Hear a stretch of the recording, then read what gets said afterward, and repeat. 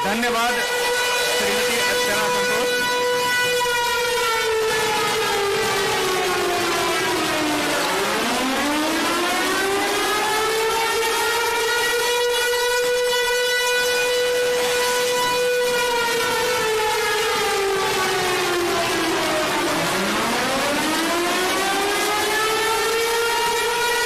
महोदय, जैसा कि आप देख रहे हैं कि अभी ऐसा सिमुलेशन क्रिएट किया गया है, ये माना जाता है कि शत्रु देश द्वारा एयर स्ट्राइक कर दिया गया है, जिस कारण से ब्लैकआउट घोषित किया जाता है और सारी लाइटें बंद कर दी जाती हैं। जो भी पब्लिक डोमेन में लोग अपनी दैनिक क्रिया कर रहे होते हैं, वो लोग जो खुले आसमान के नीचे होते हैं, वो उनको पहले से ही प्रशिक्षित किया गया है।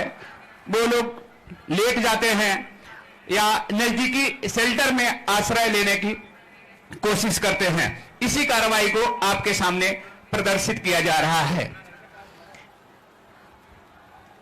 जैसे ही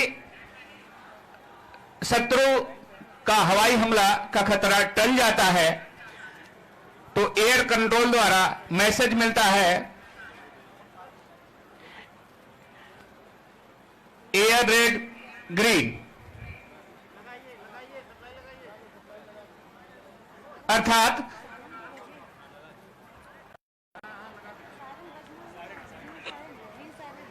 इस पर एक दूसरा सायरन बजाया जाता है। जैसा कि अभी आपने सुना कि जो पहला सायरन है वो लगातार उसकी ध्वनि कम और ज्यादा हो रही थी, लेकिन जो दूसरा सायरन बज रहा होता है, इसकी ध्वनि समानांतर एक ही रिदम से बजती रहती है, जिसका अर्थ होता है कि हवाई हमला टल गया है या शत्रु एयर स्ट्राइक बंद हो गई है। इसी कार्रवाई का आपके सम्मुख प्रदर्शन किया जा रहा है। महोदय, जैसा कि आपने देखा कि अभी जैसे ही एयर स्ट्राइक होता है, तो जो फर्स्ट रिस्पॉन्डर होते हैं वो घटना स्थल पर पहुंचते हैं और जो भी वहां पे हताहत या पीड़ित विक्टिम होते हैं उनको इवैक्यूएट करते हैं। जो क्रिटिकली इंजर्ड, अभी मैं आपका ध्यान ग्राउंड में ले जाना चाहूंगा, जहां पर सिविल डिफेंस के वॉलेंटियर्स द्वारा जो क्रिटिकली इंजर्ड विक्टिम हैं उनको हॉस्पिटल के लिए रेफर किया जा रहा है और जो माइनर इंजर्ड विक्टिम हैं उनको ग्राउंड में स्थित मेडिकल पोस्ट में प्राथमिक चिकित्सा देकर छोड़ दिया जाता है। इसी बीच एससीओसी द्वारा जो भी रिस्पॉन्डिंग एजेंसियां हैं, NDRF, SDRF, fire emergency services तथा चिकित्सा विभाग को सूचना दी जाती है कि अमुक स्थान पर इस प्रकार की इमरजेंसी हो गई है और यहां पर रेस्क्यू एवं बचाव के लिए टीमें भेजी जाएं। अब मैं आपका ध्यान ग्राउंड के दाहिने गेट नंबर 1 की तरफ ले जाना चाहूंगा, जहां पर जो भी हमारी रिस्पॉन्डिंग एजेंसीज हैं वो घटना स्थल की ओर रवाना हो गई हैं। साथ ही महोदय, मैं आपका ध्यान आपके सामने 2 बजे की लाइन में ले जाना चाहूंगा, जहां पर एक छोटी आग पर सिविल डिफेंस के द्वारा काबू पाया जा रहा है। साथ ही साथ घायलों का प्राथमिक उपचार भी किया जा रहा है तथा उनकी प्राथमिकता को निर्धारित करने के लिए ट्रायल भी किया जा रहा है। साथ ही आप देख रहे हैं कि एक बम्बार्डमेंट हो जाने के कारण एक घर में आग लग गई है, एक झोपड़ी में, जिसमें फंसे हुए लोगों को बाहर निकालने के लिए चीफ वार्डन अमरनाथ मिश्रा अपनी टीम के साथ स्वयं पहुंच जाते हैं। फायर एंड इमरजेंसी सर्विसेज के कार्मिक झोपड़ी में लगी हुई आग पर काबू पाते हैं और उसमें फंसे हुए विक्टिम को बाहर निकालने का प्रयास कर रहे हैं। साथ ही साथ आपके सामने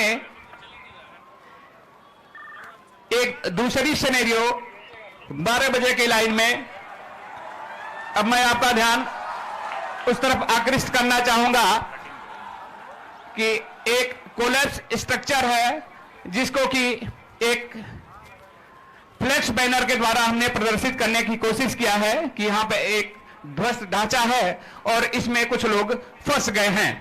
तो इस ध्वस्त ढांचे में खोज व बचाव कार्य करने के लिए सिविल डिफेंस तथा एसडीआरएफ की टीमें संयुक्त रूप से काम करती हैं।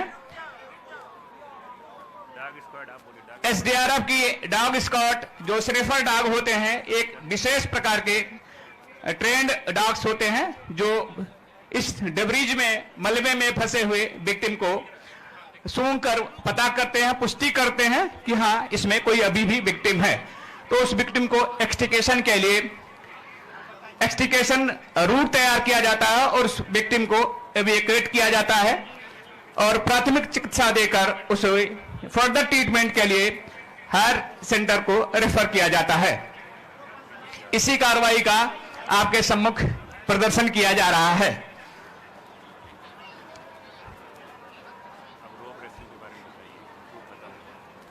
महोदय, साथ ही एक क्षतिग्रस्त व्हीकल है जिसमें कुछ विक्टिम फंसे हुए होते हैं। साथ ही साथ एसडीआरएफ की टीम उस क्षतिग्रस्त वाहन से विक्टिम को भी बाहर निकालने का प्रयास करती है।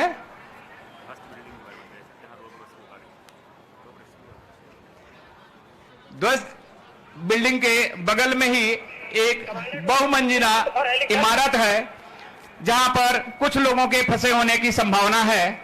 तो एसडीआरएफ की टीम द्वारा वहां पर जंपिंग कुशन लगा करके कुछ लोगों को जंपिंग कुशन पर जंप कराया जाता है तथा कुछ लोगों को रोप रेस्क्यू के माध्यम से बाहर निकालने का प्रयास किया जा रहा है। एक बिल्डिंग अभी आपके सामने रोप रेस्क्यू मेथड द्वारा नीचे उतारा जा रहा है। पहले विक्टिम को स्टेबलाइज किया जाता है, उसको जो भी माइनर इंजरी हैं उनको फर्स्ट एड दिया जाता है, उसके बाद उसे नीचे इवैक्यूएट करते हैं। सुरेंद्र भेजिए, सुरेंद्र।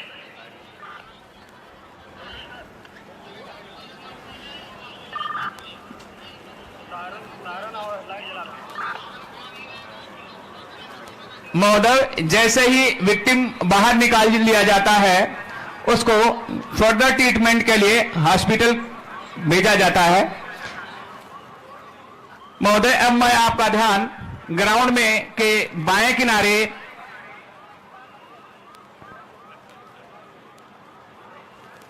दस बजे की लाइन पर ले जाना चाहूंगा।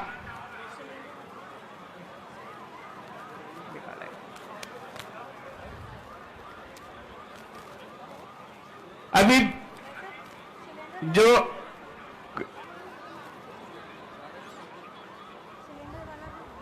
कोलैप्स स्ट्रक्चर था उसमें सिविल डिफेंस के द्वारा अप्रोच तैयार कर लिया गया है और पाया गया है कि वहां पर एक घरेलू गैस सिलेंडर में आग लग गई है और उस आग पर काबू पाने के लिए एसडीआरएफ के कार्मिक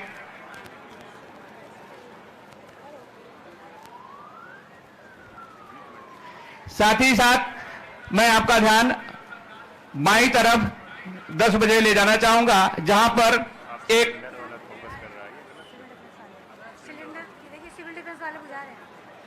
अभी आपके सामने एक घरेलू एलपीजी सिलेंडर में लगे हुए आग पर सिविल डिफेंस द्वारा काबू पाया जा रहा है। महोदय, अब मैं आपका ध्यान ग्राउंड में 10 बजे की लाइन पर ले जाना चाहूंगा जहां पर एक वीआईपी इंस्टॉलेशन है। इसको एक सिमुलेशन साइट क्रिएट किया गया है और ऐसा माना गया है कि यहां पर दुश्मन देश द्वारा केमिकल वारफेयर एजेंट का छिड़काव कर दिया गया है। इतिहास गवाह है कि प्रथम विश्व युद्ध से लेकर द्वितीय विश्व युद्ध ही नहीं अपितु 1975 तक कई दुश्मन देशों ने अपने विरोधी देश के बरखिलाफ केमिकल वारफेयर एजेंट का प्रयोग किया है। आज जो हमने सिमुलेशन साइट क्रिएट किया है, यहां पर हम ये दिखा रहे हैं कि दुश्मन देश द्वारा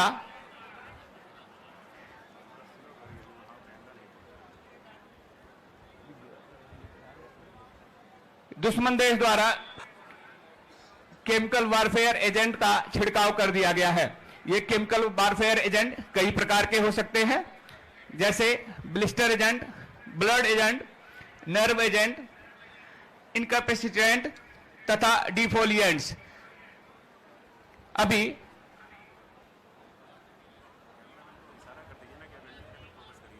एक कैमरामैन से अनुरोध है कि कृपया अपने कैमरे को 10 बजे की लाइन पर ले जाएं।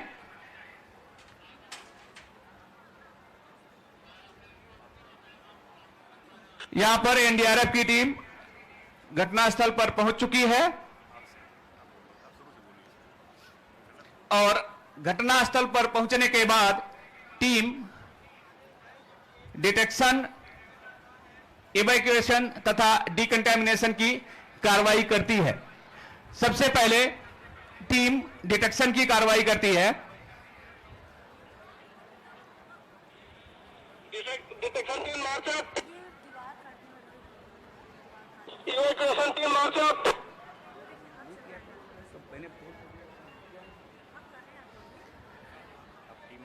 अभी आप देख रहे हैं कि एनडीआरएफ टीम द्वारा केमिकल वारफेयर एजेंट का डिटेक्शन किया जा रहा है और जैसे ही डिटेक्ट हो जाता है कि यहां पे किस प्रकार के केमिकल वारफेयर एजेंट का छिड़काव हुआ है, पब्लिक डोमेन में उस प्रकार से उससे बचने के लिए सुरक्षात्मक दिशा निर्देश जारी किए जाते हैं। जैसा कि आपने अभी सुना कि डिटेक्शन टीम द्वारा पता किया गया और पता चलता है कि यहां पर नर्व एजेंट का छिड़काव किया गया है। महोदय, नर्व एजेंट एक ऐसे एजेंट होते हैं, इनमें ऐसे केमिकल्स होते हैं जो सरीन, सोमान तथा टाबुन होते हैं, जो कि जहां पर भी छिड़काव कर दिए जाते हैं उस पर्टिकुलर एरिया में जो भी लिविंग एनिमल्स हैं उनकी कार्य क्षमता को वो डिक्रीज कर देते हैं, कम कर देते हैं। इसके जो लक्षण एवं पहचान है,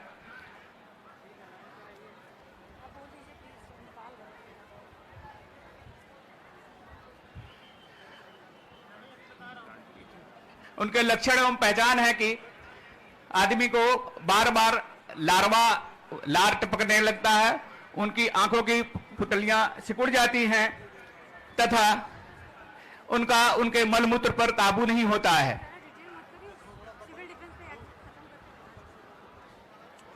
जैसे ही डिटेक्शन हो जाता है, टीम द्वारा इवैक्यूएशन की कार्रवाई की जाती है। जैसे ही विक्टिम इवैक्यूएट कर लिए जाते हैं, जो क्रिटिकल इंजर्ड विक्टिम होते हैं उनको पहले से एयर मार्क्ड सीबीआरएन हॉस्पिटल में ट्रांसपोर्ट कर दिया जाता है और जो माइनर इंजर्ड विक्टिम होते हैं उनको पहले डिकंटामिनेट किया जाता है, जिससे कि कंटामिनेशन पब्लिक डोमेन में न फैलने पाए। चूंकि ये केमिकल वारफेयर एजेंट हैं, यदि हम किसी भी विक्टिम को बिना डिकंटामिनेशन किए हुए वहां से किसी भी हॉस्पिटल या पब्लिक डोमेन में छोड़ देंगे तो वो बाकी इन्वायरमेंट में भी कंटामिनेशन को फैलाएगा। कंटामिनेशन प्रोसेस 9 स्टेप में डिकाउन किया जाता है।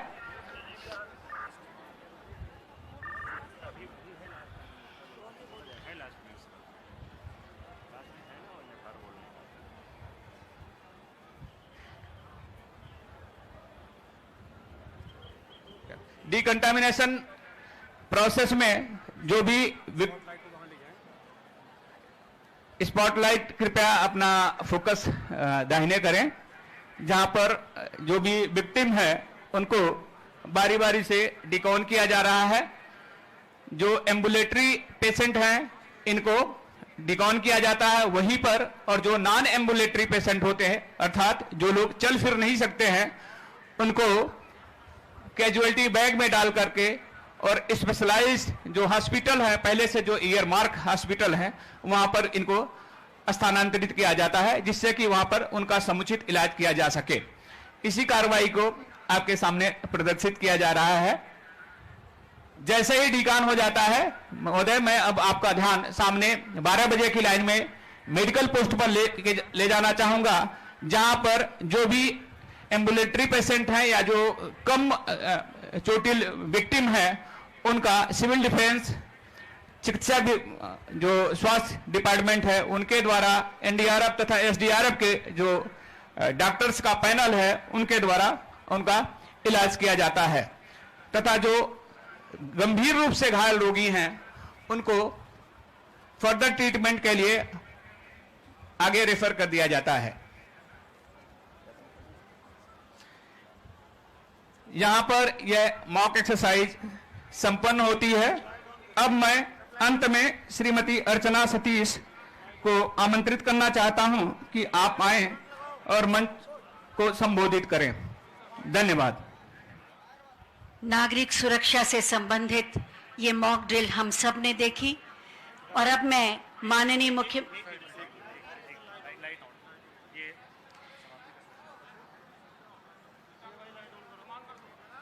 इस मॉक ड्रिल ने हमें बताया कि हम सब किस तरह से सजग, सतर्क और तत्पर रह सकते हैं और अपनी सुरक्षा के प्रति जागरूक भी रहें और दूसरों का सहयोग भी करें।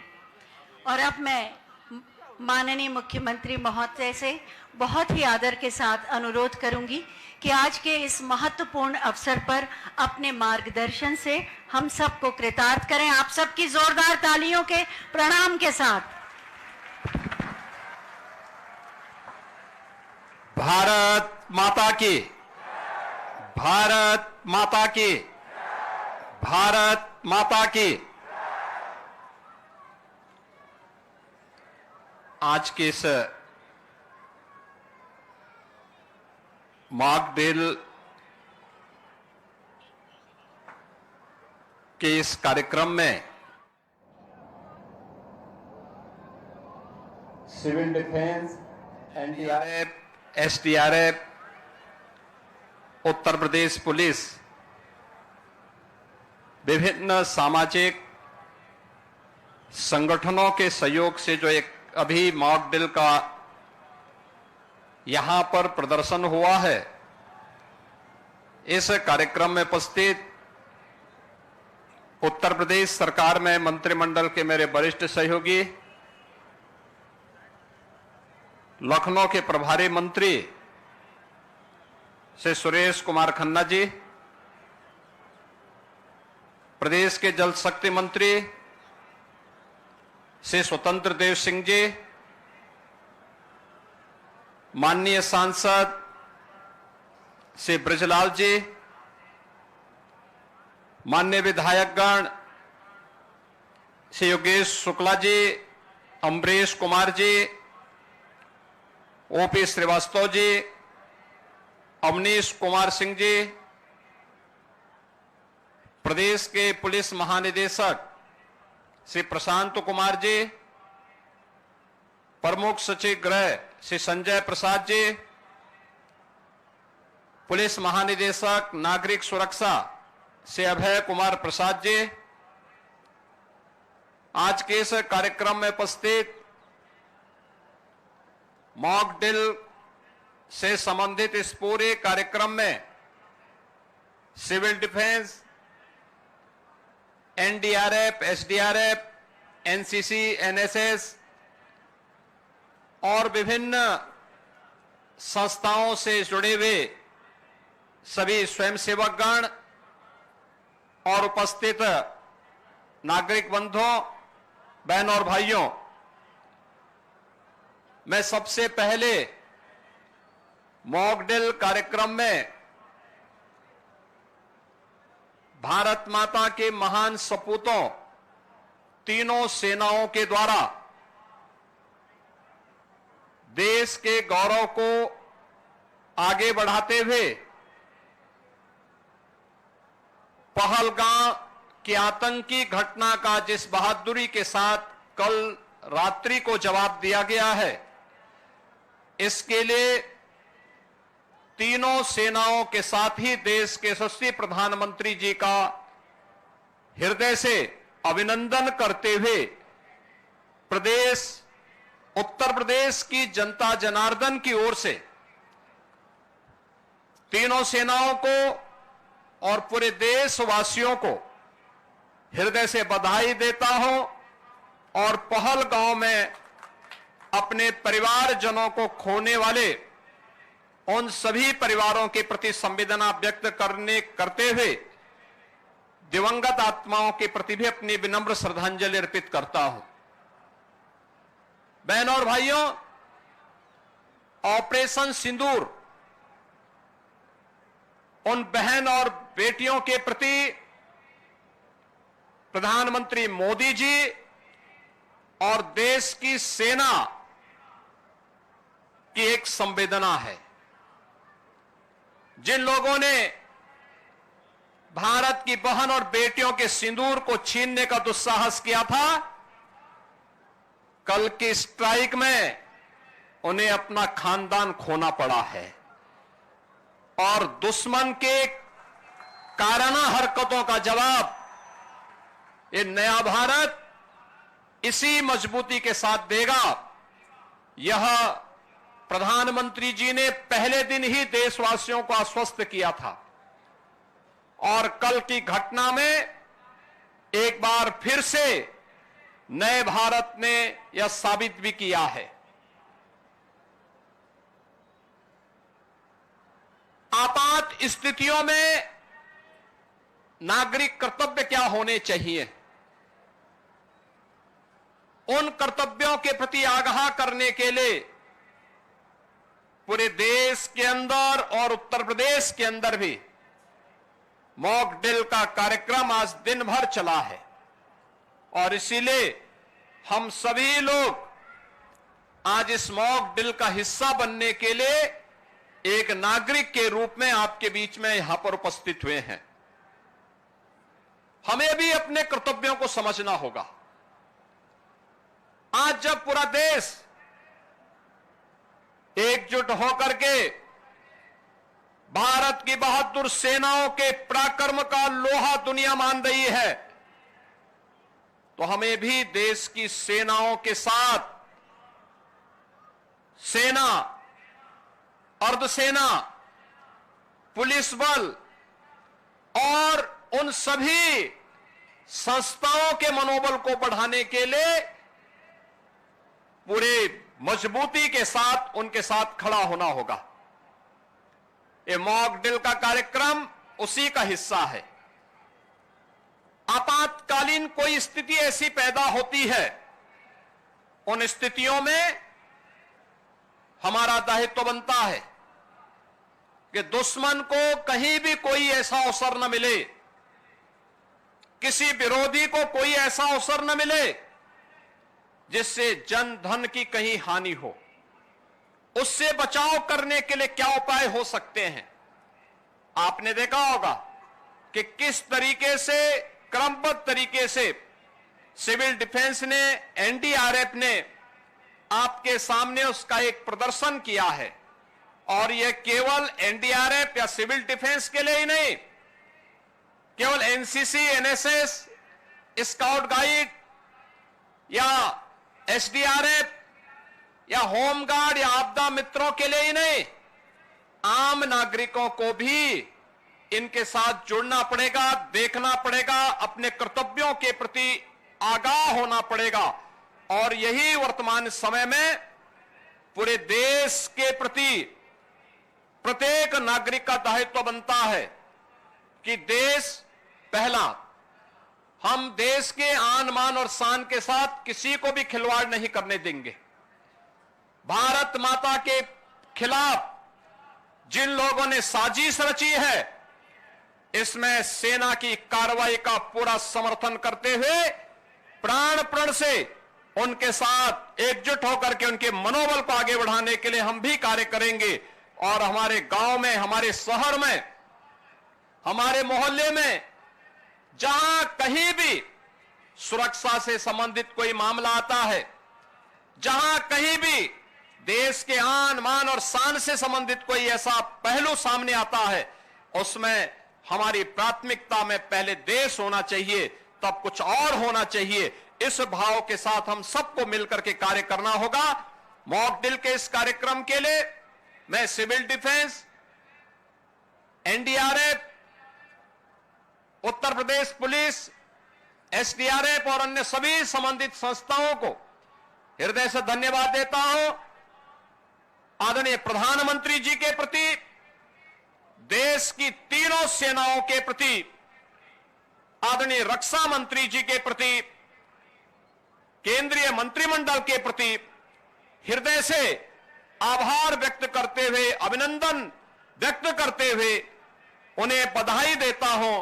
पूरे देशवासियों के प्रति इन स्थितियों में अपनी शुभकामनाएं देते हुए प्रदेशवासियों के प्रति कि हम भी जागरूक होकर के अपने कर्तव्यों का निर्वहन कर सकेंगे, इस विश्वास के साथ इस पूरे अभियान के प्रति हम भी सजग होकर के, सतर्क होकर के उन गतिविधियों पर नजर रखें जो सुरक्षा में सेंध लगाने का दुस्साहस कर सकती हैं। उनके प्रति प्रत्येक नागरिक को सजग होकर के कार्य करना होगा। आप सबके प्रति मेरी मंगलमय शुभकामनाएं हैं। धन्यवाद। मेरे साथ बोलेंगे जय हिंद, जय हिंद, जय हिंद। बहुत बहुत धन्यवाद माननीय मुख्यमंत्री महोदय। सिविल डिफेंस वाले लोग और ग्राउंड में आ जाएं, सिविल डिफेंस वाले लोग सभी ग्राउंड में आ जाएं। बहुत बहुत धन्यवाद माननीय मुख्यमंत्री महोदय, आपकी उपस्थिति के लिए, आपके सानिध्य के लिए और आपके मार्गदर्शन के लिए। आपका आना, आपका हमारे साथ इस अवसर पर रहना